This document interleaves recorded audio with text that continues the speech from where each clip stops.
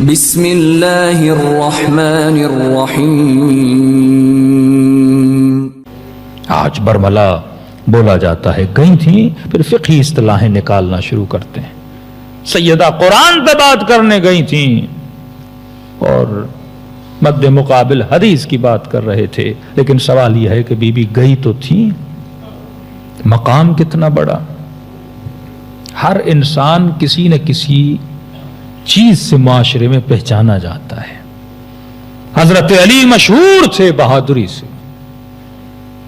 امام حسن مشہور تھے معاشرے میں سخاوت کے نام سے۔ سیدہ کو مدینے والے کس صفت سے زیادہ جانتے تھے؟ فرماتے ہیں پورے مدینے کو پتا تھا یہ بی بی عابدہ ہے، یعنی پورے مدینے میں اس سے بڑی کوئی عابدہ نہیں ہے۔ پورے مدینے کو پتا تھا یہ بی بی زاہدہ ہیں، کسی کو شک نہیں تھا بی بی کے زہد پر، کہ فقیر جب گھر آتا ہے تو نبی فرماتے ہیں کہ بیٹی یہ نابینا ہے، دیکھ نہیں رہا۔ فرماتی بابا وہ نہیں دیکھ رہا تو کیا ہوا، میں تو دیکھ رہی ہوں۔ یہ فضیلتیں اصحاب میں عام تھیں کہ ایسی ہے نبی کی بیٹی، ایسی عفیف، ایسی محجبہ۔ فرمایا بابا میں نہیں چاہتی کوئی نامحرم کہ ناک تک بھی میرے وجود کی خوشبو جائے۔ جب مسجد میں حق مانگنے جاتی ہیں تو آگے پیچھے عورتیں چلتی ہیں۔ پوچھا بی بی اس ہجوم کو لے کر کیوں جا رہی ہیں؟ کہ میں نہیں چاہتی میرے قدموں کے نشانوں پر بھی کسی نامحرم کی نگاہ پڑے۔ یہ وہ باتیں ہیں جو اہل سنت اور شیعہ کی اختلافی باتیں نہیں ہیں۔ حجب کے اعتبار سے، حیا کے اعتبار سے، عفت کے اعتبار سے، زہد کے اعتبار سے، عبادت کے اعتبار سے مدینے کی عورتیں اگر قرآن کی تفسیر کسی سے پڑھنے جاتی تھیں، سیدہ سے پڑھتی تھی۔ فقہی مسائل اگر کسی سے پوچھنے جاتی تھی، سیدہ سے پوچھنے جاتی تھی، کیونکہ یہ نبی کی وہ بیٹی ہیں جن کو ڈائریکٹ تعلیم دی ہے رسول خدا نے، جو اصحاب کو اتنا کچھ سکھا گئے کہ اپنی بیٹی کو نہیں سکھائیں گے؟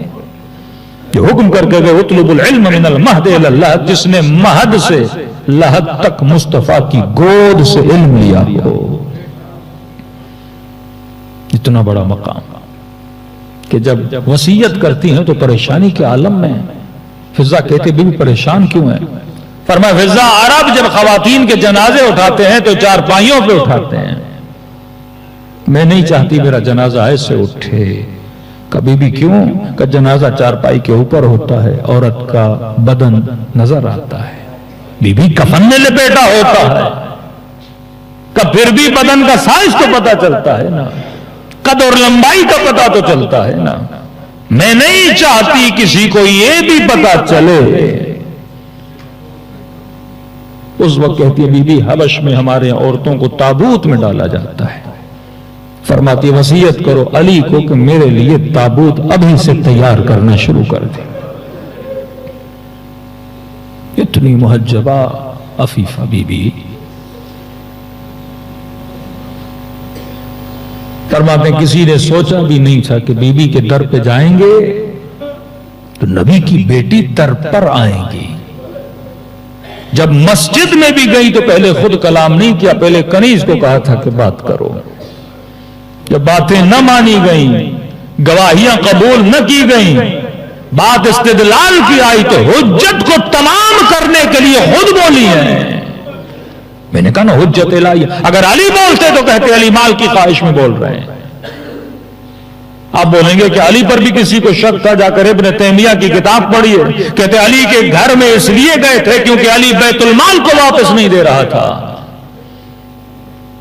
چوری کا الزام لگایا ابن تیمیہ نے علی بن ابی طالب پر۔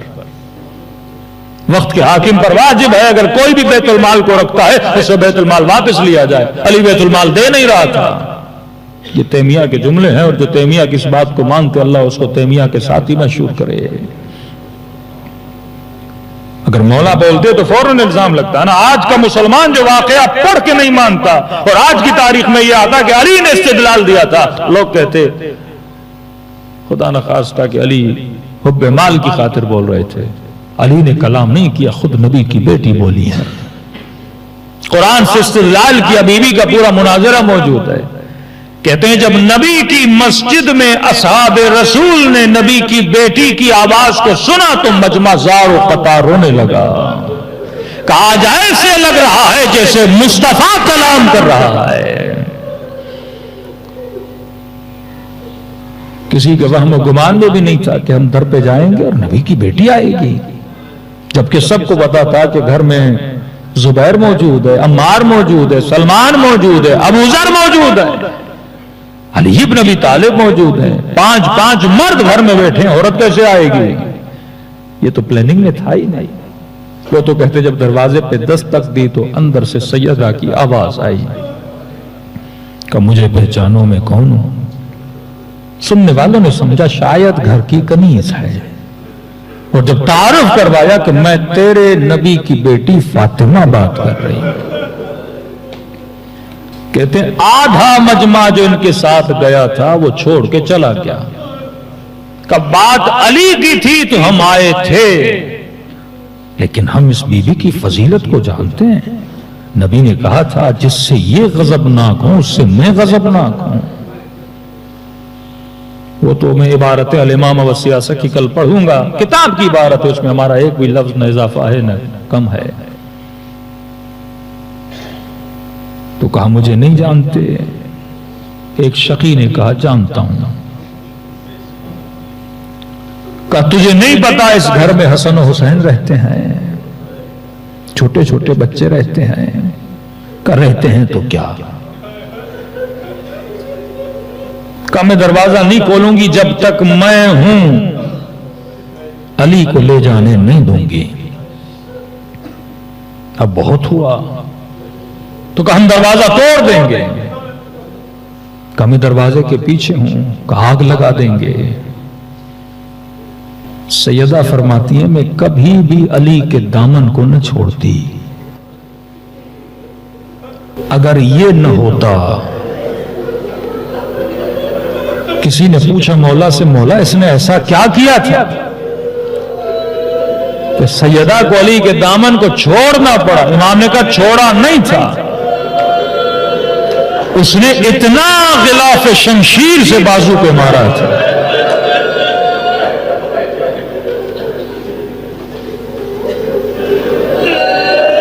اور جب لے جانے لگے تو یہ سیدہ نے آوازیں بلند کی جاتے جاتے بھی مولا کی فضیلت میں کہ یا علی خیرک خیری و شرک خیری۔ وہ تو جانتی تھی، لوگوں کو بتا رہی ہے کہ اے علی کہ تجھے لے جا رہے ہیں یہ سن لے کہ علی تیرا خیر زہرا کا خیر ہے۔ اگلا جملہ بڑا عجیب ہے صاحبان حکمت کے لیے، اے علی تیرا شر زہرا کے لیے خیر ہے۔ مطلب سمجھانا کیا چاہتی ہیں کہ علی کے وجود میں شر ہے ہی نہیں، علی خیر ہی خیر ہے۔ اور امام حسن اسی شخص کے لیے بولتے ہیں، صحابی نے کہا کہ مولا آپ لمبے لمبے راستے لیتے ہیں، مسجد بڑی قریب ہے، اس گلی سے چلیے نا مسجد میں، یہ تو تاریخ آل رسول ہے،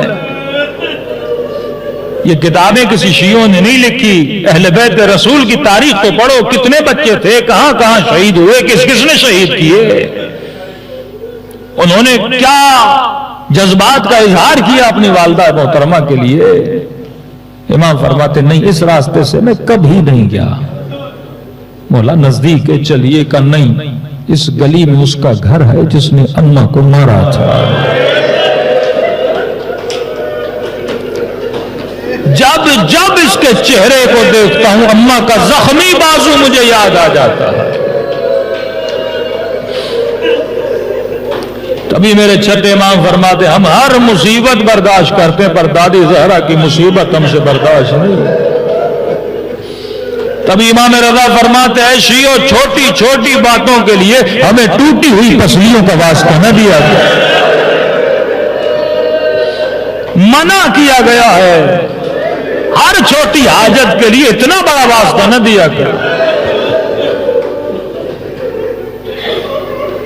مولا کیوں کہ تو واسطہ دے کے چلا جاتا ہے، ہم کافی دیر تک روتے رہتے ہیں۔ بڑی عظیم مصیبت ہے سیدہ کی. فرمایا اے علی رات کو غسل دینا، رات کو کفن دینا، رات کو دفن کرنا. بی بی رات کو غسل دیں، بات سمجھ میں آتی ہے تاکہ علی کی نگاہ آپ کے زخموں پہ نہ پڑے. رات کو کفن دیں، بی بی بات سمجھ میں آتی ہے، لیکن رات کو دفن کیوں کریں؟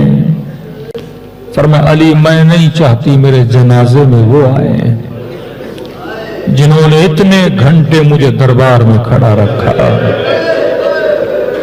میرے حسن و حسین کو یتیم کیا،